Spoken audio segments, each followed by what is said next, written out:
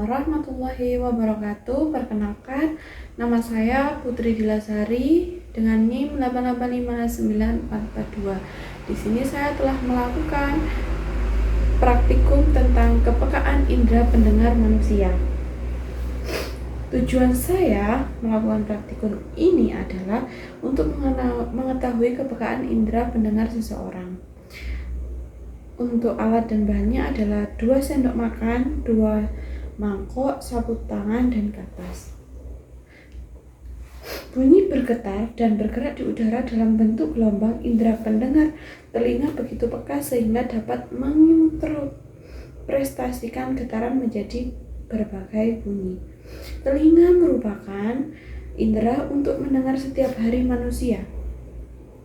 Mendengar bermacam-macam suara, tetapi tidak semua suara dapat didengar. Telinga manusia hanya mampu mendengar suara yang berfrekuensi antara 20 sampai 2000 getaran per detik. Kemampuan setiap manusia untuk mendengar suara atau bunyi bervariasi atau tidak sama dengan lainnya.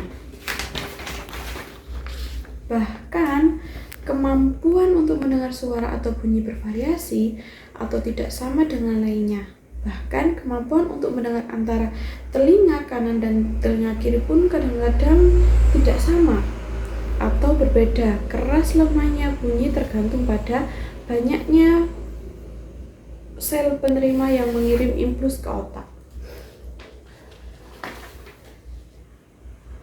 Dari percobaan saya menunjukkan bahwa kemampuan untuk mendengar antara telinga kanan dan telinga kiri terdapat perbedaan atau ketidaksamaan. Dengan mata tertutup pada jarak 1 meter antara telinga kanan dan telinga kiri, masih terdapat kesamaan dalam mendengar dengan jelas.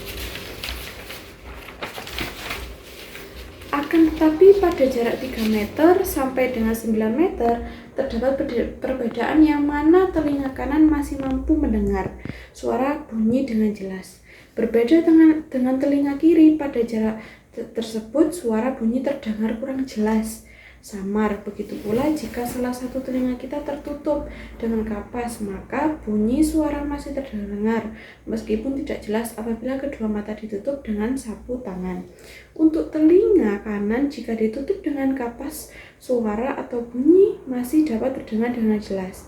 Lebih baik dari kejauhan dibandingkan jika telinga kiri yang dibuka dan telinga kanan tertutup dengan kapas, bunyi yang dihasilkan dari kejauhan terdengar samar. Dengan demikian menunjukkan bahwa telinga kanan memiliki kepekaan terhadap rangsang atau kemampuan mendengar lebih baik jika dibandingkan dengan telinga kiri. Kesimpulan dari praktikum saya berdasarkan hasil percobaan dapat disimpulkan bahwa kita masih dapat mendengar bunyi, membuat melalui udara. Kemampuan mendengar pada setiap orang terbilang tidak sama. Begitu juga kepekaan antara telinga kanan dan telinga kiri terhadap rangsang berupa bunyi atau suara terdapat perbedaan atau ketidaksamaan. Kuat lemahnya bunyi juga tergantung pada banyaknya sel penerimaan yang mengirim impuls ke otak. Jadi keras lemahnya bunyi tergantung pada banyaknya sel penerima yang memiliki impuls ke otak. Semakin kuat gelombang bunyi, semakin banyak sel reseptor yang bergerak. Itu tadi hasil percobaan praktikum saya. Terima kasih. Wassalamualaikum warahmatullahi wabarakatuh.